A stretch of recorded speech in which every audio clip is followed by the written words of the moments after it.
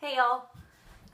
Right now on our farm, we don't have any goats that are in milk. We have pregnant does, but they haven't had their babies yet, so I can't milk them.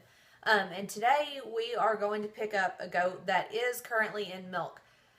So I'm going to need to have my milking supplies ready. I've got to have my milk pail, my strainer. I want to have some udder balm to keep her udder from drying out and cracking and being uncomfortable for her. But instead of buying udder balm or bag balm, udder butter, whatever your stores carry, instead of buying that from the store, I'm going to make my own. And I want to show you how I do that. So we start off with these ingredients. Okay, I use 1 cup of shea butter. I buy that from Brambleberry. I have 1/4 cup of beeswax. You can use beeswax rendered from your own beehives, or you can purchase some like I did. I didn't have enough wax to render this year. I have 1/4 cup of olive oil and 1/2 cup of coconut oil. And then we've got some tea tree oil, lavender essential oil, and some vitamin E oil. So once you have all of your ingredients out, you need to get a double boiler set up. You can use an actual double boiler, or you can do this 2-pot setup that I have. I just have one small saucepan with a little bit of water in the bottom. Not so much water that it will touch the bottom of the second pot though. And then I put the second pot on top with nothing in it. And now I'm going to let my son put some of the oils and butters into this top pan and show you what we do next. Sure. Here you go. There it goes. And the beeswax. Mine. You might have to scrape it out a little bit. I'll pat it. Scrape it with your fingers a little bit. That's okay. There you go. That's good. No, I'm going to get it all out. Okay. It's going to all come out. Okay. Okay, and then the coconut oil and olive oil.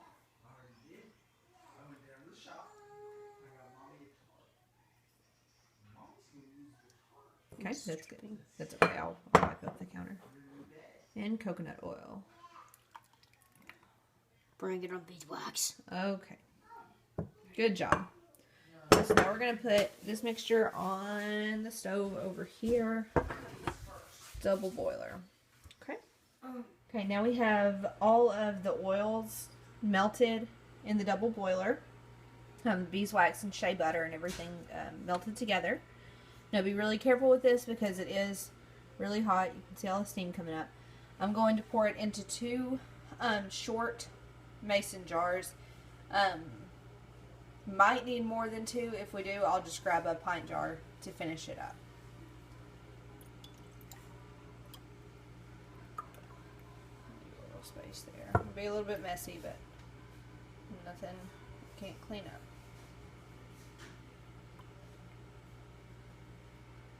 Remember to leave a little bit of head space because when it solidifies, it will expand.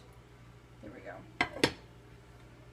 Okay, and I really should have done this part before I poured it, but I'm on a tight schedule right now because my kids are playing, and in just a couple minutes, I'm sure they will run back. But we need to add our vitamin E oil and our essential oils. So you add 1/2 teaspoon of vitamin E oil, and since that needs to go to all of it, I'm going to do a 1/4 teaspoon of vitamin E oil in this jar, and then the other 1/4 in this jar. We'll just split them in half. And then for the whole recipe, I do 10 drops of tea tree oil and 10 drops of lavender oil. Okay, so it's 10 drops total, so we're going to do 5 in each one. So there's 1, 2, 3, 4, 5 lavender. 1, 2, 3, 4, 5 lavender. Had to go and get my dropper for the tea tree oil. But now we're going to add 5 into each of that too. 1, 2, 3, 4, 5, and 1, 2, 3, 4, 5. If you get a couple extra, a couple less, it's no big deal. But 10 is what we're shooting for. And then we're just going to let that solidify, and when it's finished, I'll come back and show you what it looks like then, and what the texture is and everything. And that's it. You can use it straight on the udders of your goats to keep them from drying out, to keep them nice and comfy.